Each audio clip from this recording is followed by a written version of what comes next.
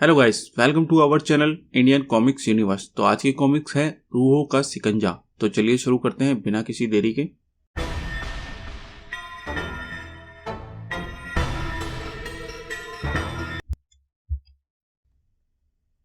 दिन की रोशनी में हम जिन चीजों पर हंसते हैं, रात के सन्नाटे में वही चीजें हमारे होश हवास गुम कर देती हैं। ऐसे ही कुछ दृश्य रात के सन्नाटों में नजर आते हैं तो फर्क करना मुश्किल हो जाता है। हम अपने सपनों में जाग रहे हैं या जागते हुए सपने देख रहे हैं। ऐसी घटनाएं किसी के भी साथ कहीं पर भी घट सकती हैं। मपाल देश के राजभवन में लेटे ध्रुव के साथ भी। माँ, पिताजी, आप, लेकिन आप दोनों तो बरसों पहले जुपिटर सर्कस की आग में जलकर मर गए थे। यह कहना मुश्किल है कि भूत प्रेत वास्तव में होते हैं या नहीं। कई लोग तो बिना कभी देखे ही भूतों पर यकीन कर लेते हैं, लेकिन कुछ लोगों को अपनी आंखों से भूत प्रेत देखने के बावजूद भी उन पर यकीन नहीं आता। तैयारी में कोई कमी तो नहीं है ना पवन? मानवेंद्र जी हमारे पड़ोसी देश मपाल के राष्ट्रपति होने के साथ हमारे गहरे मित्र भी हैं। आप निश्चित रहिए प्रधानमंत्री जी, मैंने कोई कोर कसर नहीं छोड़ी है। विशाल जंबोजेट बड़ी सुगमता के साथ हवाई पट्टी पर उतर आया। विमान का दरवाजा खुला और मपाल देश के राष्ट्रपति मानवेंद्र मुस्कुराते हुए बाहर निकले। भारत में आपका स्वागत है माननीय राष्ट्रपति जी। धन्यवाद प्रधानमंत्री जी। मुझे भी भारत आकर। अचानक तभी राष्ट्रपति मानवेंद्र के नीचे उतरते पैर बुरी तरह से लड़खड़ाए और वे सीढ़ियों पर लुढ़कते चले गए। राष्ट्रपति मानवेंद्र के साथ आए मपाली सेना के जनरल बिलाल और राष्ट्रपति के पर्सनल डॉक्टर थापा तेजी से उनकी तरफ लपके। श्रीमान, मैं देखता हूं। तुरंत ही एयरपोर्ट पर एम्बुलेंस की घटनास्थल पर आ लगी। चिंता की बात नहीं है, दिल की धड़कन एकदम सामान्य है। इनको तुरंत अस्पताल पहुंचना होगा। एक एक क्षण कीमती है। आप एम्बुलेंस में इनके साथ जाइए डॉक्टर थापा। अस्पताल कर्मियों ने एक पल भी नष्ट नहीं किया। चिंता की कोई बात नहीं है सर, डॉक्टर थापा बहुत काबिल डॉक्टर हैं। वे राष्ट्रपति जी को कुछ नहीं होने देंगे। लेकिन एकदम से राष्ट्रपति जी को ऐसा क्या हुआ? सवाल सुनते ही जनरल बिलाल का चेहरा गंभीर हो गया। राष्ट्रपति जी की यह हालत उसी समस्या के कारण है जिसको सुलझाने के लिए वे मदद मांगने आपके पास आए हैं। हम जो भी कर सकते हैं जरूर करेंगे, परंतु समस्या क्या है? आत्माएं। राष्ट्रपति जी के अनुसार उनको उनके मृत संबंधी की आत्माएं तंग करती हैं। वह कई हफ्तों से ठीक तरह से सो भी नहीं सके। नींद के इंजेक्शन भी उन पर ज्यादा असर नहीं करते। आज भी शायद वे नींद की कमी से ही बेहोश हो गए थे। उनकी इस हालत के कारण मैं खुद को अंगरक्षक बनकर आया हूं। हाँ, आइए हम भी अस्पताल चलते हैं। और फिर अस्पताल के एकांत में। तो जनरल बिलाल ने तुमको मेरी समस्या के बारे में पहले ही बता दिया है। मैं यहाँ राष्ट्रपति नहीं बल्कि एक दोस्त की हैसियत से आया हूं। मैं अपनी शक्ति भर तुम्हारी मदद करूंगा। तुम मुझे पूरी बात विस्तार से बताओ मानेंद्र। तो सुनो। लगभग 2 महीने पहले की बात है। एक रात जब मैं देर रात कुछ अर्जेंट काम निपटा रहा था तो मेरे पीछे से एक आवाज आई, मानू सुनो। मेरी पत्नी रत्ना के अलावा कोई और इस नाम से नहीं बुलाता। मैं चौंक कर घूमा। मेरे सामने वास्तव में मेरी पत्नी खड़ी थी। और तुम जानते हो कि मेरी पत्नी को मरे हुए साल भर हो चुका है। मेरी जुबान कैसे लकड़ी की हो गई थी। रत्ना तुम? वह सिर्फ मुस्कुराई और मुझे अपने पास आने का इशारा करते हुए बालकनी की तरफ बढ़ी। वह बिल्कुल असली लग रही थी। मैं पागलों की तरह उसके पीछे लपका।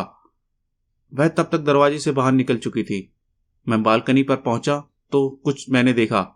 मुझे पागल बना देने के लिए काफी था। रत्ना धीरे धीरे हवा में चली जा रही थी। उसकी आकृति भी ना जाने क्यों धुंधली पड़ती जा रही थी। मेरा सिर चकराने लगा।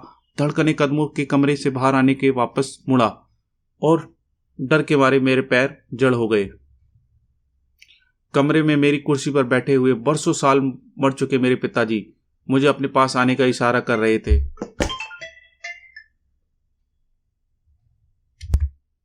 मेरा पहले से चकराया सिर और ज्यादा चकराने लगा। इसके बाद क्या हुआ मुझे कोई याद नहीं। जब मुझे होश आया तो मेरा बदन बुखार से तप रहा था। मेरे पर्सनल डॉक्टर थापा की काबिल देखरेख में जल्दी ही ठीक हो गया। लेकिन उसके बाद से ये लगभग रोज का वाक्य ही हो गया है। मेरे अंगरक्षक मेरे कमरे के सोने लगे। लेकिन आश्चर्य की बात यह है कि वे कृतियां उनको नहीं दिखाई पड़ती थी। पूरी नींद न मिलने के कारण मेरी दिमागी हालत भी डामाडोल होने लगी। मैं चिड़चिड़ा हो गया। पूरे देश में तो यह अफवाह फैली कि मैं पागल हो गया हूँ। मपाल में स्थिति विस्फोटक है। किसी भी वक्त देश में संवैधानिक संकट उत्पन्न हो सकता है। अब एक तो जनरल बिलाल ने सेना की मदद से स्थिति संभाली हुई है, लेकिन क्रांति का बिगुल कभी भी बच सकता है, समझा? पर तुम मुझे ये बताओ कि तुम्हारी क्या मदद कर सकता हूं? भूत प्रेतों पर मुझे यकीन नहीं है। मुझे पूरा विश्वास है कि ये सब मेरे खिलाफ रचे गए किसी षड्यंत्र का एक हिस्सा है।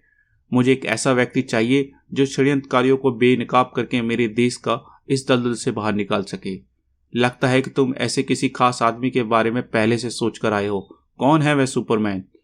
वही one man army super commander Dhruv, जिसने अभी हाल में ही हिमालय पर दुश्मन सेना का अकेला ही सफाया कर दिया था।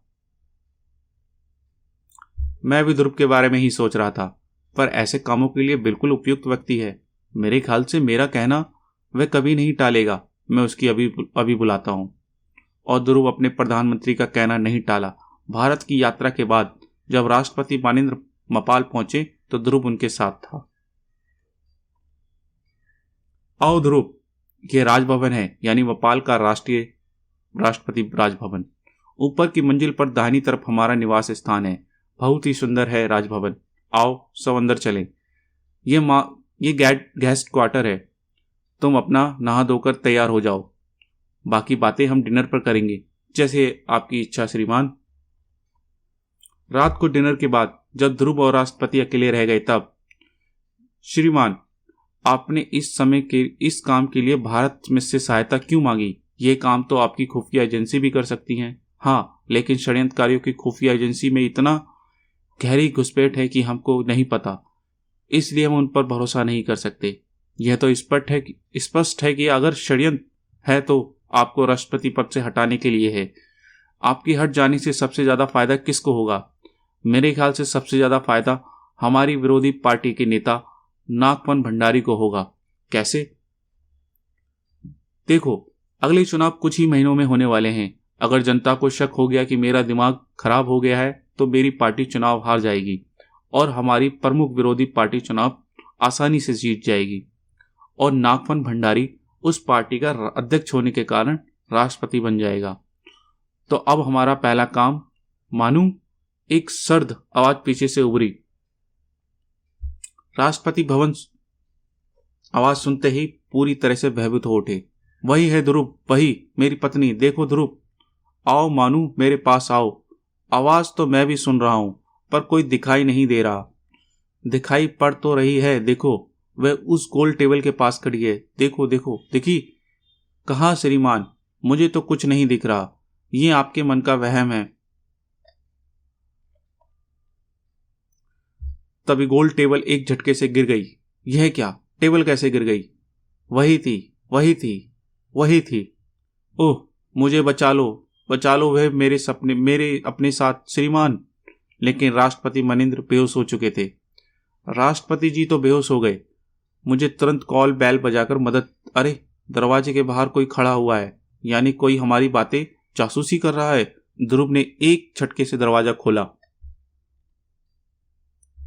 वह भाग रहा है। लगता है उसने हमारे आने की हट सुन ली है। रुक जाओ वरना। उस व्यक्ति ने पल भर के लिए पीछे मुड़कर देखा और उसके हाथ की ट्रे दूध से भरे 2 गिलास नीचे आ गिरे। उसका अगला कदम जमीन पर गिरे चिकने दूध पर पड़ा और उसका सिर, उसका पैर फिसला और उसका शरीर मुंडेर पार करता हुआ पथरीले फर्श पर जा गिरा। तभी पूरा कॉरिडोर भागते कदमों की आहट से भर गया। क्या हुआ ध्रुव? जनरल बिलाल, आप तुरंत डॉक्टर थापा को बुलाइए। राष्ट्रपति जी अपने कक्ष में बेहोश पड़े हुए। उनको फिर से आत्माएं दिखाई पड़ी थी। सिपाही, डॉक्टर थापा को नीचे से तुरंत बुलाकर लाओ। जो आज्ञा सर। नीचे से? क्या डॉक्टर थापा यहीं राजभवन में ही रहते हैं? हाँ, जब से राष्ट्रपति जी की तबीयत खराब हुई है तब से उन्होंने राष्ट्रपति जी के नजदीक रहना ही तय किया है। पर अभी चीखा कौन था? वो, माय गॉड, यह तो मानसून है, राष्ट्रपति जी का निजी सचिव। लेकिन वह गिरा कैसे? वह यह शायद हम पर जासूसी कर रहा था। जब मैं बाहर आया तो ये मुझे देखकर भागा। इसके हाथ से दूध के 2 गिलास थे, वे इसके हाथ से टूट गए और ये उसी दूध पर फिसलकर नीचे गिर गया। ओह, लेकिन यह तो रोज का नियम है था। राष्ट्रपति जी का यह रोज का रात दूध देने जाता था और फिर उसकी इजाजत लेके अपने घर जाता था। ये डर कर भागा तो जरूर होगा, लेकिन तुमको देखकर नहीं, बल्कि कुछ और देखकर। आपका मतलब कि आत्माएं देखकर? ओह, आइए राष्ट्रपति जी, देखने चलें। राष्ट्रपति जी अब कैसे हैं डॉक्टर थापा? ठीक हैं, मैंने उनको नींद का इंजेक्शन दे दिया है। अब मेरे ख्याल से आप लोगों को भी उन्हें आराम कर देना चाहिए। तभी ध्रुव की नजरें कमरे पर गिरी गोल टेबल पर पड़ी। वह चौंक उठा। यह क्या है जनरल? यह तो ओह, यह एक विशेष प्रकार का धागा है। इसे जादू टोनों से इस्तेमाल किया जाता है। कहते हैं कि यह आत्माओं को बांध सकता है। आई सी। आइए जनरल, हमें अब राष्ट्रपति जी को आराम करने देना चाहिए। ठीक है ना डॉक्टर थापा? बिल्कुल ठीक, मैं भी यही ठीक ठहरता हूं। ध्रुव जनरल बिलाल के साथ बाहर निकल आया। ये विरोधी पार्टी का अध्यक्ष नागफन भंडारी कैसा आदमी है जनरल? वैसे तो ठीक ही है, लेकिन अपना मतलब साधने के लिए वह किसी भी हद तक गिर सकता है। उसके बारे में ज्यादा नहीं जानता। जो कुछ थोड़ा बहुत डॉक्टर थापा ने मुझे बताते रहते हैं, बस उतना ही पता है। डॉक्टर थापा उसके बारे में कैसे जानते हैं? क्योंकि डॉक्टर थापा नागफन भंडारी के भी पर्सनल डॉक्टर रह चुके हैं। ओह, अब धागों के छोर आपस में मिल रहे हैं। ये तुम्हारा बेडरूम है ध्रुव, अब तुम भी थोड़ा सा आराम कर लो। मैं तो आजकल रात भर राजभवन में खुद की ड्यूटी दे रहा हूं। ये तुमने किसकी फोटो लगा रखी है ध्रुव? मेरे माता पिता राधा और श्याम की। अब ये इस दुनिया में नहीं है। ओह, आई एम सॉरी, लेकिन तुम तो आईजी राजन के बेटे हो ना? फिर ये तुम्हारे माता पिता कैसे हुए? आईजी राजन ने मुझे गोद लिया था, लेकिन वे किसी भी हालत में मेरे असली माता पिता से कम नहीं हैं। ओह, ये मुझे पता नहीं था। अच्छा, good night Dhruv. Good night general. General Bilal तो चले गए, लेकिन नींद ध्रुव की आंखों से कोसों दूर थी। राष्ट्रपति जी को अगर अपनी पत्नी की आत्मा दिखाई पड़ती है तो मुझे क्यों नहीं दिखी? उनको कुछ दिखा तो जरूर था, क्योंकि आवाज मैंने भी सुनी थी। और वह गोल टेबल कैसे गिर गई? राष्ट्रपति जी का सचिव मनसून अगर जिंदा रहता तो शायद काफी कुछ पता चल जाता, लेकिन कम से कम एक बात तो पता चली कि डॉक्टर थापा राष्ट्रपति जी के दुश्मन नागफनी भंडारी के पुराने दोस्त हैं। यह भी हो सकता है कि डॉक्टर थापा भंडारी नागफन भंडारी के इशारों पर राष्ट्रपति से कुछ ऐसी नशीली दवाएं दे रहा हो जिससे उनकी दिमागी हालत बिगड़ती जा रही हो। कल इस नागफन भंडारी से मिलना ही पड़ेगा। लेकिन नागफन भंडारी का नाम उसके माता पिता ने काफी सोच समझ कर रखा था, क्योंकि अगले ही दिन, इसमें मैं तुम्हारी क्या मदद कर सकता हूं? कहो तो कुछ पागल खानों के पते लिखकर दे दूं? आपको यह कहते शर्म आनी चाहिए भंडारी जी। अपने देश के राष्ट्रपति को पागल कहकर आप अपने देश का अपमान कर रहे हैं। बेटे, पागल को पागल नहीं तो और क्या कहेंगे? फिर वह पागल चाहे एक आम व्यक्ति हो या कहीं का राष्ट्रपति। मपाल को तो अब नागफनी भंडारी जैसा सजग राष्ट्रपति चाहिए। मानवेंद्र जैसा पागल राष्ट्रपति नहीं, जिसको भूत प्रेत दिखाई पड़ते हो। तो सुन लो भंडारी, मैं यहां तुम्हारा खेल खत्म करने आया हूं। अब तुम अपने दिन गिनने शुरू कर दो। यह लड़का खतरनाक है दादा। यह जो कह रहा है वह कर भी सकता है, और मैं यह बिल्कुल भी नहीं चाहता कि मानवेंद्र को पागल बनाने की प्रक्रिया में कोई विघ्न पड़े। इसलिए मैंने इस लड़के का इंतजाम पहले ही कर दिया है। इस षड्यंत्र से बेखबर ध्रुव की मोटरसाइकिल राजभवन की तरफ बढ़ी जा रही थी। अब सबसे पहले काम डॉक्टर थापा की जांच करना है, और अगर नागफनी भंडारी और डॉक्टर थापा में कोई संबंध है तो उसको तोड़ना पड़ेगा। नथवल, वह आ रहा है। तो मैं भी तैयार हूं। हल्का सा एक धक्का लगा और एक चट्टान नीचे की ओर गिरने लगी। ध्रुव ने गड़गड़ा सुनकर उस पर असर देखा, लेकिन तब तक देर हो चुकी थी। एक विशाल चट्टान ठीक उसी की तरफ बढ़ रही थी। ध्रुव के पास सिर्फ एक क्षण का समय था और ध्रुव ने वह कीमती क्षण नहीं गंवाया। आज तो इसकी उभरी चट्टान ने बचा लिया। हा हा हा, सवास नथवल, एक ही झटके में छोकरे को भयानक भगवान के दर्शन करा दिए। अपना बार कभी खाली नहीं जाता लत्थू। आओ भंडारी दादा को यह खबर दें कि हम नाकामयाब रहे। तुम कैसे बच गए? मेरे बचने को छोड़ो और अपने बचने का रास्ता सोचो। मेरी मौत शायद इस चाकू पर लिखी थी। मैं अभी चाकू से इसकी बात चाकू से बच्चे नहीं खेला करते, वरना हाथ कट जाता है इस बेल्ट की तरह। मेरी पैंट सरक जाएगी और मैं नीचे कुछ नहीं पहने हुआ हूं, तो शरीफ आदमी की तरह पैंट पकड़े रहना। आज सुबह तो कसरत नहीं कर पाया, उसकी कमी पूरी हो गई। ध्रुव के लिए किराए के 1-2 गुंडे भुनगों से ज्यादा कुछ नहीं थे, लेकिन उसको गुंडों के तीसरे साथी के बारे में कुछ नहीं पता था। वह कुछ पलों के लिए होश खो बैठा और जब उसकी धुंधली आंखें देखने योग्य हुई तो तीनों गुंडे दूर जा चुके थे। मोटरसाइकिल का तो चूरा बन गया। अब तो बेटा ध्रुव टैक्सी मिलने तक पैदल मार्च करना पड़ेगा। और आधे घंटे बाद, अरे ध्रुव, ये क्या हालत बनाकर आए हो? और तुम्हारी मोटरसाइकिल कहाँ है? शायद यहाँ के कबाड़ी बाजार में। डॉक्टर थापा कहाँ हैं? अपने क्वार्टर में। उनसे कुछ दवाई ले लूं तो तबीयत ठीक हो जाए। डॉक्टर थापा अपने कमरे में किसी गहरी चिंता में डूबे थे। क्या मैं अंदर आ सकता हूं डॉक्टर थापा? आओ ध्रुव आओ, इधर कैसे चले आए? मैं राष्ट्रपति जी की तबीयत के बारे में पूछने आया था। कैसे हैं वे अब? पहले से बेहतर हैं, लेकिन अगर उनको कोई आत्मा दिखाई पड़ी तो वे फिर वापस इसी हालत में पहुंच जाएंगे। एक बात बताइए डॉक्टर थापा, इन आत्माओं को राष्ट्रपति जी के अलावा क्या और किसी ने कभी देखा है? नहीं, यानी ये आत्माएं उनके अपने दिमाग की उपज भी हो सकती है। ऐसा किसी दवाई से संभव है क्या?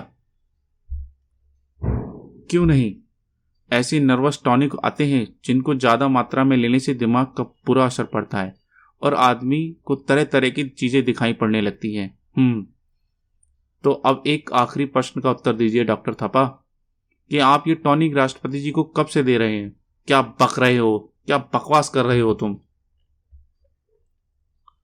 अच्छा, फिर यह बता दीजिए कि नागफन भंडारी इस काम के लिए आपको कितने पैसे दे रहा है?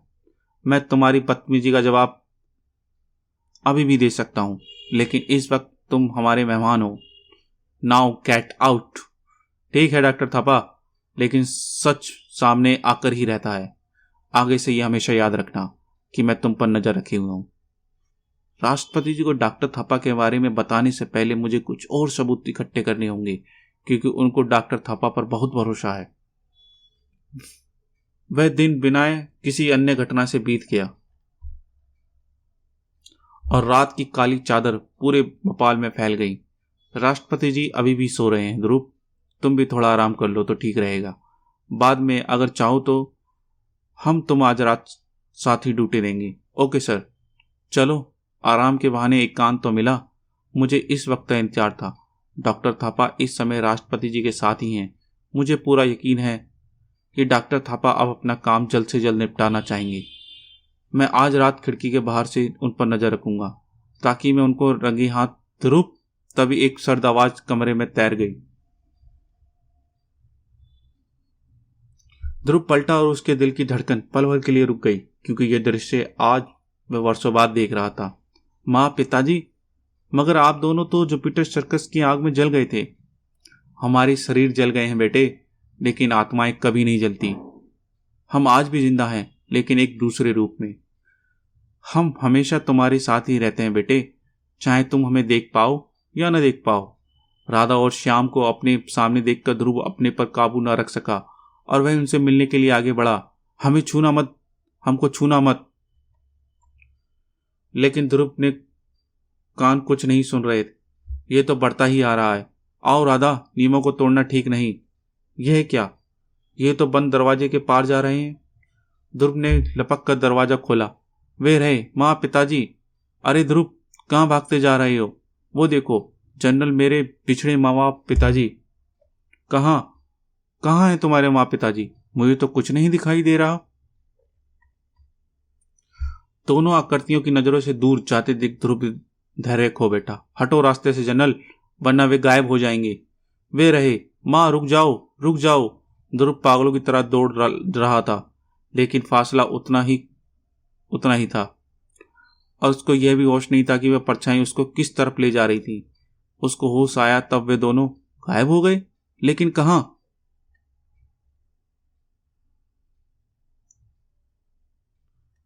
ध्रुव अभी ये सोच भी नहीं पाया कि आगे क्या करे। तभी अचानक उसके चारों कई आकृतियां खड़ी हो गई, आकृतियां जो निश्चित ही इस दुनिया की नहीं थी।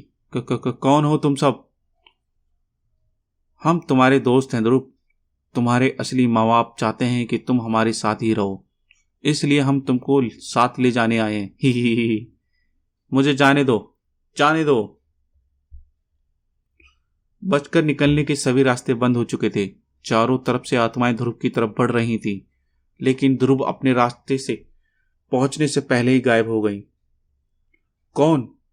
आप कौन हैं? पहले तू कपालिक को यह बता कि तू कौन है और इन दुष्ट आत्माओं के चक्र में कैसे फंस गया। आत्माएं इस तरह से नहीं दिखा करती बाबा। ये आत्माएं नहीं थी, ये तो नजरों का धोखा था, किसी नस्ली दबाव का असर था। हा हा हा। बालक, मैं पिछले 150 सालों से हिमालय पर कपाल साधना कर रहा था, और इस साधना में मेरी आत्माओं को रोज मुलाकात होती थी। आत्माएं तो मेरी दोस्त हैं, लेकिन बुरी आत्माओं को तो मैं जानी दुश्मन। इसलिए जब मुझको बिल जुवेल ने इस देश में मंडरा रहे खतरों के बारे में बताया, तो मैं पल भर भी ना रुका। ये नील जुवेल कौन है? मेरे सबसे प्यारा प्रेत। अब आओ, तुमको इस देश के दुष्ट प्रेत आत्माओं से मुक्ति दिलानी है। चलिए कपालिक बाबा। राजभवन में भरी चहल पहल थी। ध्रुव, तुम भागते हुए कहाँ गए थे? और जनरल बिलाल कहाँ हैं? जनरल बिलाल? वे तो मेरे साथ नहीं गए थे। तुम्हारे साथ नहीं? लेकिन वे तुम्हारे पीछे ही गए थे और अभी तक वापस नहीं लौटे। अब वह शायद कभी वापस नहीं आएगा। दुष्ट आत्माएं किसी को नहीं छोड़ती। अगर मैं वक्त पर ना पहुंच गया होता तो ये बालक भी वापस नहीं आ पाता। तुम कौन हो भाई, और यहां कैसे घुस आए? यह राष्ट्रपति भवन है, कोई धर्मशाला नहीं। इनको मैं लेकर आया हूं डॉक्टर थापा। अब शायद ये कपालिक बाबा ही हमारी आखिरी उम्मीद है। मैं खुद अपनी आंखों से आत्माओं को देखा है, अपने मृत माता पिता की आत्माओं से बात की है। अब तो ना चाहते हुए मुझे भूत प्रेत पर यकीन हो गया है, और इन आत्माओं के सामने हमारा आधुनिक विज्ञान बेकार है। समय करना नष्ट करना उचित नहीं। मुझे सीधे से राष्ट्रपति के पास ले चलो। लेकिन वे अभी बीमार। चुप रहो। कपालिक का रोद रूप देखकर डॉक्टर थापा हिम्मत जवाब दे गई। आओ बालक, मुझे यहाँ पर दुष्ट आत्माओं का आभास हो रहा है। वे इसी तरफ हैं। मेरी अस्थि दंड उनकी तरंग ग्रहण कर रही है। आचार्य, ये तो अपने आप राष्ट्रपति जी के कक्ष की तरफ बढ़ा जा रहा है। सहसा कपालिक रुक गया। आत्माएं इस कक्ष में है। आप तो चमत्कारी हैं बाबा, यही राष्ट्रपति जी का कमरा है। सुनो, अगर तुम्हारे अनुष्ठान से राष्ट्रपति जी को जरा भी नुकसान पहुंचा तो इसको शांत कर बालक, वरना मैं इसकी भस्म बना दूंगा इसको। शांत रहिए डॉक्टर थापा।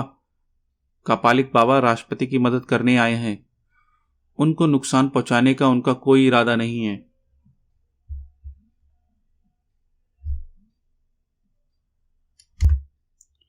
राष्ट्रपति मानेंद्र ये दृश्य देखकर चौंक उठे। ये क्या हो रहा है? कौन हो तुम? इनको मैं लाया हूं श्रीमान। ये एक महान कपालिक हैं। ये उन सारी दुष्ट आत्माओं को कैद कर लेंगे जो आपकी संबंधियों का रूप धरकर आपको तंग करती हैं। ये तुम बोल रहे हो ध्रुव? तुमको इन बातों पे कब से यकीन हो गया है? तुम? तभी कपालिक ने चीख कर अपनी अस्थिदंड उठाया। वह है, और सामने एक स्त्री प्रकट हो गई। और वह है मेरी पत्नी और मेरे पिताजी। तुम्हारा खेल खत्म हुआ गंदी आत्माओं। अब तुम अपने भयानक अंजाम के लिए तैयार हो जाओ। कपालिक का हाथ हवा में उठा, लेकिन वे दोनों रहस्यमय आकृति सिर्फ हंसी। उनके जुड़े हुए हाथों से सिर्फ एक पीली किरण निकलकर आई और कपालिक चीख कर दूर जा गिरा। कपालिक क्रोध से पागल हो गया। तुम्हारी ये हिम्मत, मैं अभी तुमको भस्म। जुड़े हुए हाथों से रोशनी की एक और पीली किरण निकली। आओ, इस बार का वार ज्यादा ताकतवर था। दोनों आकृतियां फिर से हंसी और गायब होने लगी। ये दोनों तो गायब हो रही हैं। ये आत्माएं बहुत शक्तिशाली हैं। मैं इस तरह की इनको वश में नहीं रख सकता। डॉक्टर थापा और राष्ट्रपति जी को यह घटनाएं देखकर प्रभावित हो गए। तो फिर ये कैसे वश में आएंगी महाराज? इसके लिए मुझे इसी कक्ष में राष्ट्रपति के साथ एकांत में एक विशेष अनुष्ठान करना पड़ेगा।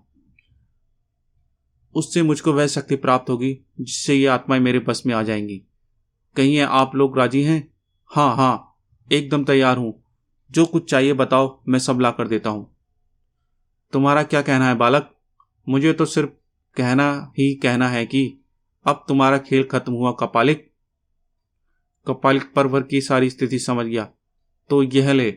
ओह, लेकिन ध्रुव अब इस नाटक को और आगे बढ़ने के मूड में नहीं था। ये घूंसा मेरे माता पिता को असली आत्माओं से खिलवाड़ करने के लिए, और यह है राष्ट्रपति जी को पागल घोषित करने की साजिश के लिए। और इन दोनों घूंसों के साथ एक घूंसा बिल्कुल मुफ्त।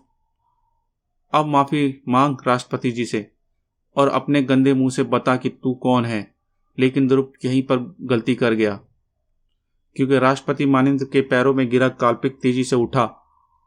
उसने अपनी कमर की खाल से एक लंबा चाकू निकाला। अगर इंच भर भी हरकत की तो राष्ट्रपति का गला रेत दूंगा। तुम्हारी यह मजाल, तुमने राष्ट्रपति जी को हाथ लगाया। गुस्से से भरे डॉक्टर थापा आगे बढ़े और राष्ट्रपति जी भी चीख उठे। उसके गले से खून की एक पतली लकीर नीचे की ओर बह चली। यह सिर्फ नमूना है दोस्त, अगली बार पूरा चाकू गर्दन में घुसेड़ दूंगा। अब माननीय राष्ट्रपति जी को मुझको मेरे हेलीकॉप्टर तक आदर सहित पहुंचाएंगे। मैं अपनी स्कीम की तरह इस तरह पानी नहीं फिरने दूंगा। तभी ना जाने कैसे बगल की टेबल पर सर की एक भारी मूर्ति अचानक हिली और कई किलो वजन कपालिक के हाथों पर आ गिरा। चाकू उसके हाथ से छूटकर जा गिरा। ध्रुव ने सुनहरा मौका नहीं गवाया। हाय, आप राष्ट्रपति जी के गले का घाव देखिए डॉक्टर थापा। इस पाखंडी से मैं निपटता हूं। बस करो, आई बस, नहीं मैं मर जाऊंगा। अब सच बताएगा कि नहीं? बोल। मैं सब बताता हूं। हाय मेरी नाक, ये आखिर है कौन ध्रुव? श्रीमान, ये भेड़ की खाल में छिपा भेड़िया है। जनरल बिलाल, तुम कपालिक हो? जनरल बिलाल, लेकिन फिर ये आत्माएं? इसके बारे में ये हरामखोर खुद ही बताएगा। बोलो। आत्माएं नहीं थी, वे 3D डायमेंशन आकृतियां थी।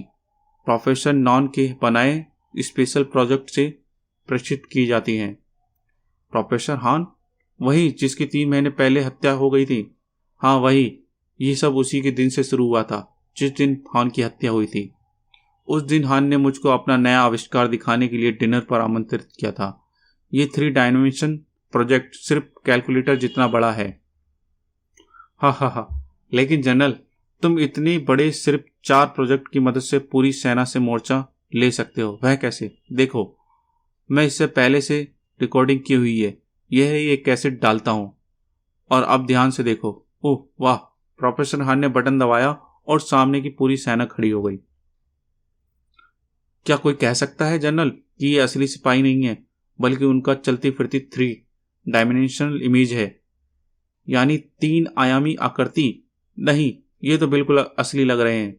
और जानते हो, इस कैसेट में आकृति के साथ साथ आवाज भी भरी जा सकती है। अच्छा? हाँ, ये प्रोजेक्ट बैटरी से चलते हैं और कहीं पर भी फिट किए जा सकते हैं। इनको इस रिमोट कंट्रोल से चलाया जाता है। मैंने ऐसे 10 प्रोजेक्ट बनाए हैं। वाह प्रोफेसर, लेकिन आपका यह आविष्कार अगर दुश्मनों के हाथ में पड़ गया तो वे ऐसे कई प्रोजेक्ट बना डालेंगे। कभी नहीं। मैंने इन सभी प्रोजेक्टों के अंदर एक ऐसा बम फिट किया है जो इसको खोलते ही फट पड़ेगा और पूरा प्रोजेक्ट चीथड़े उड़ जाएंगे। मैं कल ही इसको राष्ट्रपति जी के पास दिखाने के लिए ले जा रहा हूं। उस वक्त अचानक ही मेरे दिमाग में एक इच्छा जाग उठी, इस देश का तानाशाह बनने की इच्छा। मुझे इस बात का तुरंत आभास हो गया कि यह प्रोजेक्ट मेरी इच्छा को पूरा कर सकता है, और इसलिए प्रोजेक्ट के बारे में पूरी जानकारी गलवाने के बाद मैंने प्रोफेसर हान को हमेशा के लिए खामोशी कर दिया। मेरी स्कीम राष्ट्रपति को उनके मरे हुए संबंधियों को 3 आयामी आकृतियां दिखाकर पागल घोषित करने से थी, ताकि देश में संवैधानिक संकट उत्पन्न हो जाए और मैं सेना के जरिए सत्ता संभाल लूं। इस काम को अंजाम देने के लिए मैंने इस कमरे में कुछ प्रोजेक्ट फिट कर दिए और उनसे राष्ट्रपति जी की पत्नी और पिता का मेकअप की एक एक्टरों की रील भर दी। राष्ट्रपति का निजी सचिव मानसून मेरा आदमी था। वह कमरे में बाहर खड़े होकर रिमोट कंट्रोल के जरिए तीनों आयामी आकृति को भूत बनाकर पेश करता था। 1 मिनट जनरल, कल राष्ट्रपति जी की पत्नी की आकृति जो उनको देख रही थी वह मुझे क्यों नहीं दिखी? इस प्रोजेक्ट में कई अलग अलग तरह की आकृतियां प्रोजेक्ट की जाती हैं। उनमें से कुछ खास किस्म की आकृति को एक स्पेशल शीशे से ही देखा जा सकता है। उन स्पेशल शीशों को मैंने राष्ट्रपति के चश्मे में फिट करवा दिया था, इसलिए वे आकृतियां सिर्फ उनको ही दिखती थी। ओह, तो ये बात थी। बोलते जाओ जनरल, बोलते जाओ। गड़बड़ी मानसून की मौत के बाद से शुरू हुई। मेरे पास कोई और भरोसे लायक आदमी नहीं था, इसलिए मैंने फिर एक स्कीम बनाई जिसका खास मोहरा था ध्रुव।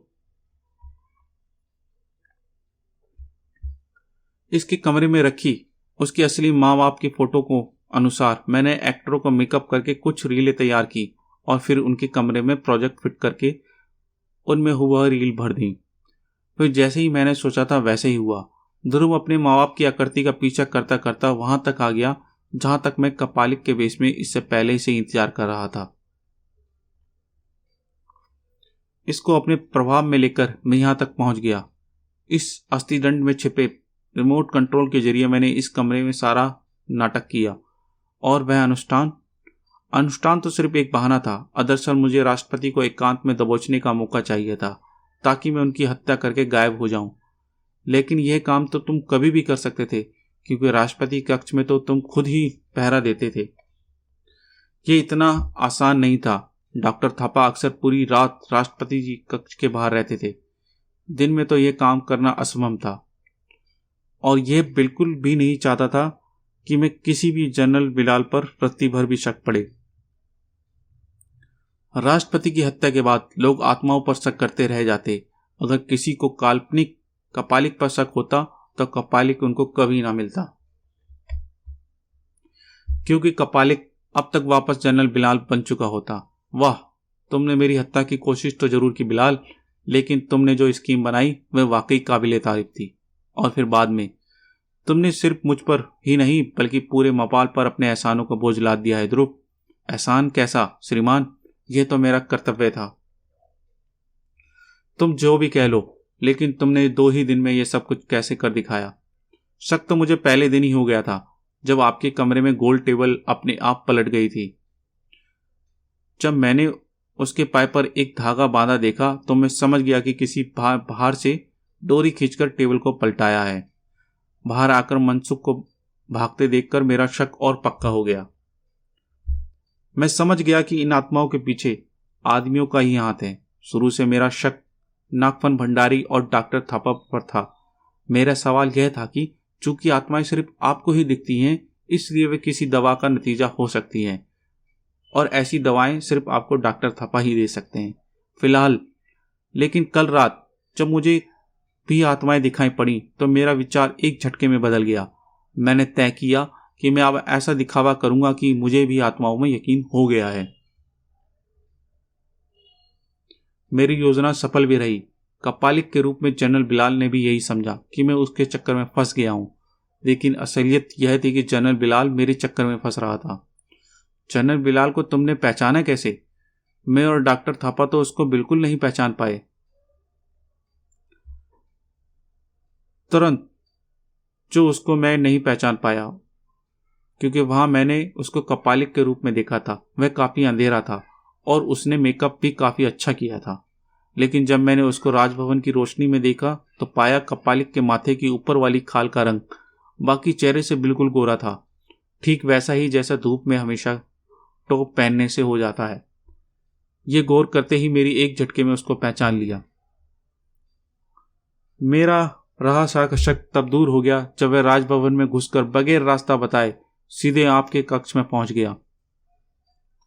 यह सब तो स्पष्ट है, पर एक बात मुझको अब तक समझ में नहीं आई। कौन सी श्रीमान? कि वह भारी मूर्ति अपने आप कपालिक के हाथ पर कैसे गिर गई? मुझे तो ऐसा लगा कि किसी ने उसको गिराया था, लेकिन किसने? इस सवाल का ध्रुव के पास कोई जवाब नहीं था। समाप्त। तो गाइस, आपको ये कॉमिक कैसी लगी कमेंट में जरूर बताइए और वीडियो को लाइक और चैनल को सब्सक्राइब कीजिए।